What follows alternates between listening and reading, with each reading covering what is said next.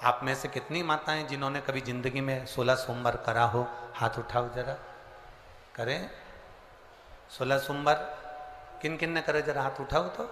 हाँ दिख गए, ठीक है, ठीक है।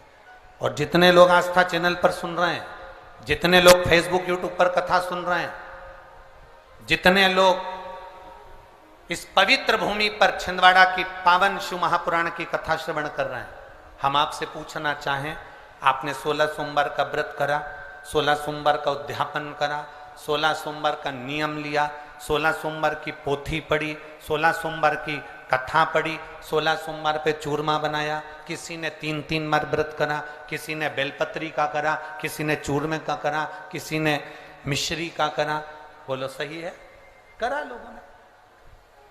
पर जितने लोग आस्था चैनल पर कथा सुन रहे हैं और जितने लोग इस फेसबुक यूट्यूब पर कथा सुन रहे हैं और जितने छिंदवाड़ा की पवित्र भूमि पर कथा सुन रहे हैं, हम इनसे पूछना चाहते हैं,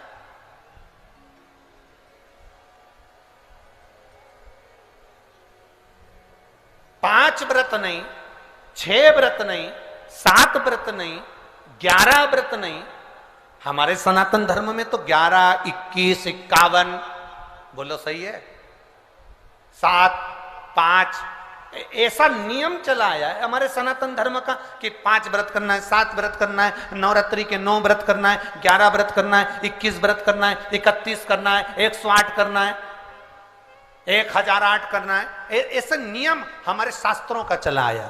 फिर आखिर 5 व्रत नहीं, 7 व्रत नहीं, 6 व्रत नहीं, 4 व्रत नहीं, 3 व्रत नहीं, 16 व्रत का नियम कहां से आया?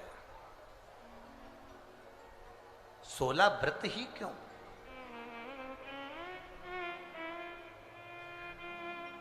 15 नहीं, 14 नहीं, 13 नहीं, 12 नहीं, 11 नहीं, कितने?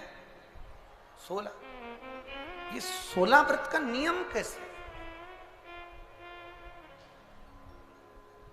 ये कहां से आ गया 16 व्रत का नियम?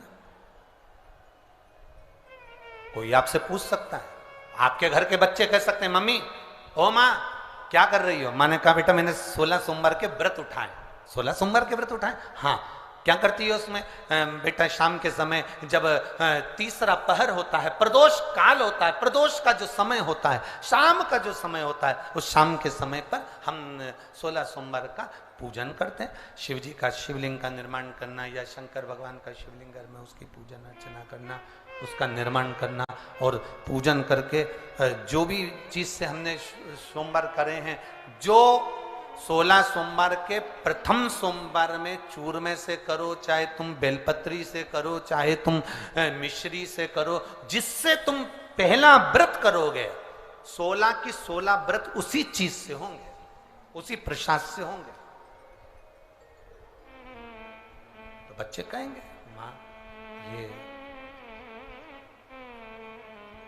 16 व्रत का विधान कहां से आया? 16 व्रत का नियम कहां से आया? आपके बच्चे पूछ सकते हैं, आपसे पूछेंगे, आपके बच्चे आपसे पूछेंगे कि ये 16 व्रत का विधान कहां से आया, 16 व्रत का नियम कहां से? तब आपको बताना है। अवंतिकापुरी उज्जैनी में एक कन्या रहती थी जिसका नाम सुगंधा था।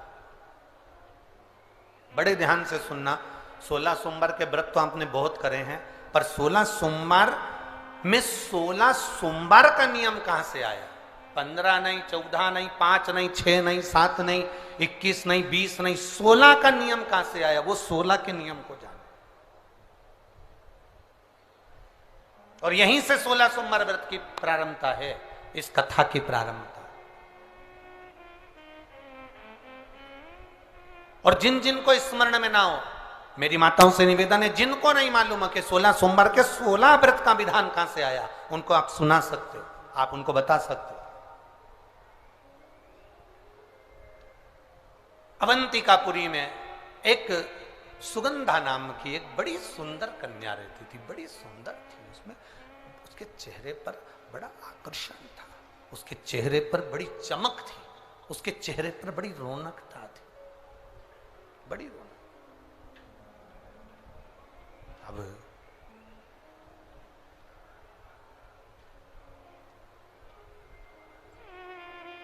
उसकी माता सुगंधा की जो मां थी,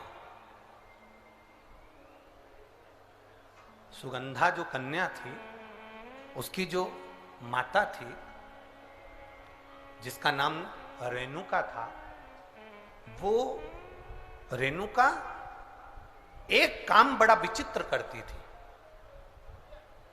किसी भी देवालय में जाती थी, किसी तीर्थ में जाती थी, किसी मंदिर में जाती थी, किसी शिवालय में जाती थी, किसी तीर्थ स्थान पर जाती थी, पुष्प साथ में ले जाए ना ले जाए, प्रसाद साथ में ले जाए ना ले जाए, सोना चांदी दान करने के लिए ले जाए ना ले जाए, पैसा धेला कहीं चढ़ाने ले जाए ना ले जाए, वो एक इत्र की शीशी में रुई को भिंगोकर एक डब्बी में भरकर लेकर जाती थी। और उसका नियम था वो रेणुका का कि वो रुई, वो कपास, वो जो इत्र लगा हुआ जो पदार्थ, जो इत्र लगी हुई जो रुई है, उस रुई को, उस कपास को भगवान के दरवाजे पर, चौखट पर उसको लगा कर आती थी। ये रेणुका का नियम था,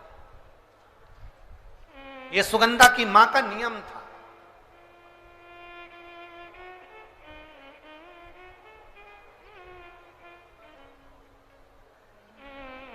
एक नियम हमारी जिंदगी में हम जो लेते हैं, वो नियम हमारे लिए सिद्धता देता है। आप में से कई माताएं ऐसी बैठी होंगी जिन्होंने नियम लिया होगा कि मैं शिव जी के मंदिर में जब भी जाऊंगी, मैं देवाधिदेव महादेव के मंदिर में जब भी जाऊंगी, मैं शंकर भगवान के मंदिर में जब भी पहुंचूंगी तो वहां झाड़ू लगा दूंगी, मां पोछा लगा दूंगी। बैठी हैं ऐसी माताएं यहाँ पर जो मंदिर में जाकर कभी झाड़ू पोछा लगा देती हो, हैं? तो आप जाकर शिव के मंदिर में बुआरी लगा रहे हो, झाड़ू लगा रहे हो, पोछा लगा रहे हो, या जो बहुत सारे दिए लोग लगाकर चले जाते हैं, जलाकर चले जाते हैं, दिए ठंडे हो जाते हैं, उन दियों को भरकर एक डलिया में, एक खोखे में, एक जगह पर ले जाकर आप रख देते हो, उसका पुण्य कितना है? शिव महापुराण की कथा करी, कितना पुण्य।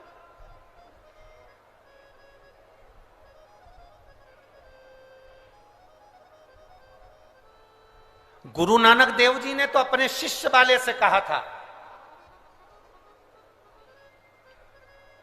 गुरु नानक देव जी अपने शिष्य से कहते हैं,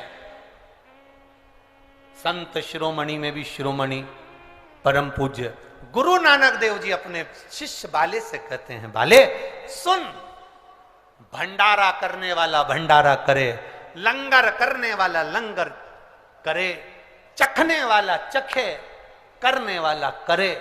अगर भूलवश भी, बाले, अगर कोई भूलवश भी उस लंगर के स्थान पर से मात्र एक गीला कपड़ा कर कर, एक पोछा कर कर, एक बुआरी सवारनी कर कर अगर निकल भी जाता है तो वो अपनी जिंदगी के कई दुखों को समाप्त कर जाता है। गुरु नानक देव जी कह रहे हैं बाले से।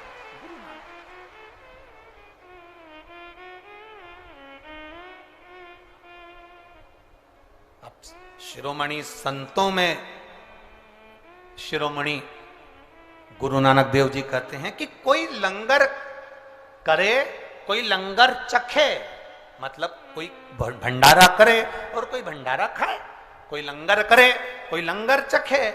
अगर वो चखने वाला भी उठकर चले गया और वहां पर से आप अगर निकल कर जा रहे हो और आपने अगर मात्र वहां सवारनी से आपने मात्र झाड़ू भी लगा दी, पोछा भी लगा दिया, उसको कहीं ना कहीं किसी ना किसी रूप में आपने सेवा कर दी, तो उस सेवा का फल क्या है? तो गुरु नानक देव जी कहते हैं उसका फल यह है कि आपकी जिंदगी में जितने जितने दुख, जितनी जितनी तकलीफें आपकी जिंदगी में, जितना जितना कष्ट आपके जीवन में, जितना जितना रोग, जितनी जितनी तकलीफें आपके जीवन में आ रही होती हैं, वो सारी की सारी तकलीफें अपने आप समाप्त होती चली जाती हैं, अपने आप समाप्त हो।